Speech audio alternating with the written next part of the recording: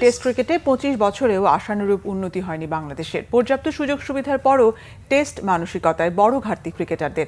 জয়ের সামর্থ্যেও রয়েছে দলের দুর্বলতা। টেস্টের ২৫ বছর পূর্তিতে এমনই মন্তব্য প্রথম টেস্ট স্কোয়াডের সদস্যদের।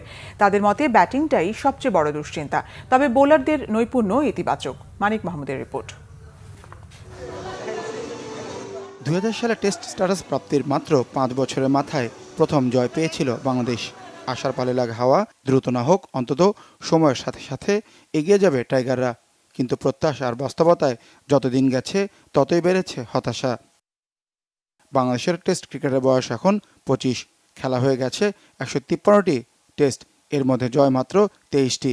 প্রথম টেস্ট স্কোয়াডের সদস্য হাবিবুল বাশার সুমন ও শাহের হোসেন বিদ্যুতের মতে অগ্রগতি হচ্ছে বাংলাদেশের, তবে তা উপযুক্ত মানের নয়। ফার্স্ট 10 ইয়ার্স আমাদের স্ট্রাগলিং পিরিয়ড ছিল টেস্ট ক্রিকেটে, তারপরে কিন্তু আমরা নিজেদের এস্টাবলিশ করতে পেরেছি। But last 15 years I think আমরা যে ক্রিকেটটা খেলেছি, আমাদের দলটা যেমন ছিল, আমাদের রেজাল্ট আরও ভালো হওয়া উচিত ছিল। এবং এখন 25 বছর পরে এসেও আমরা অলমোস্ট এই মিস্টেক বারবার করছি। আপ টু দ্য মার্কে নাই বাংলাদেশ টিম। টেস্টের জন্য আমি স্যাটিসফাই না আমার টিমের, বাংলাদেশ টিমের জন্য। বাট সাকিবরা যখন ছিল তখন ভালো ছিল। হ্যাঁ, পর্যাপ্ত সুযোগ সুবিধা পাওয়ার পরও ব্যর্থ হচ্ছেন ব্যাটসম্যানরা। প্লেয়ারদের চান্স দিচ্ছে অনেক, যেমন আমাদের সময় এত চান্স পেতাম না। আমরা 2টা টেস্ট বা একটা ওয়ানডে বা 3টা ওয়ানডে খারাপ করলে আমরা টিমের বাইরে থাকতাম।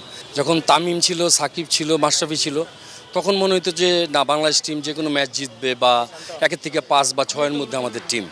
এখন একটু গ্যাপ। টপ অর্ডার ব্যাটিংটা আমরা স্ট্রাগল করছি, কনসিস্টেন্ট না। এটা wicket is fine, I don't see any problem wicket. Tiger বোলিংয়ের উন্নতি প্রশংসনীয়।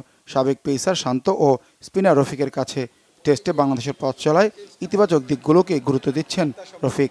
হিস্ট্রিক যখন ছিলেন তখন থেকে কিন্তু পেস বোলিংয়ের ব্রিকটা স্ট্রং হয়ে প্লেয়াররা কীভাবে এটাকে ইউটিলাইজ করবে সেটার উপর দেখা যাচ্ছে যে আমি 2টা ম্যাচ ভালো খেলছি, আবার 3টা ম্যাচ খারাপ খেলছি। এই জায়গাটা যখন আমরা পূরণ করে ফেলতে পারবো, মনে হয় যে পেস বোলিং ডিপার্টমেন্টটা বাংলাদেশে এখন বেশ ভালো আছে। যে টেস্টটা ড্র হয়েছে তা আলহামদুলিল্লাহ, এই যে পজিটিভ একটা, যে আমরা 5 দিন যে হতাশা না থেকে যে একটা ড্র করেছে, এই অ্যাপ্রোচটা এটি কিন্তু একটা বাংলাদেশের এগিয়ে নিয়ে যাবে টেস্ট ম্যাচটা। গলে বাংলাদেশ সর্বশেষ টেস্ট ড্র করেছে শ্রীলঙ্কার বিপক্ষে।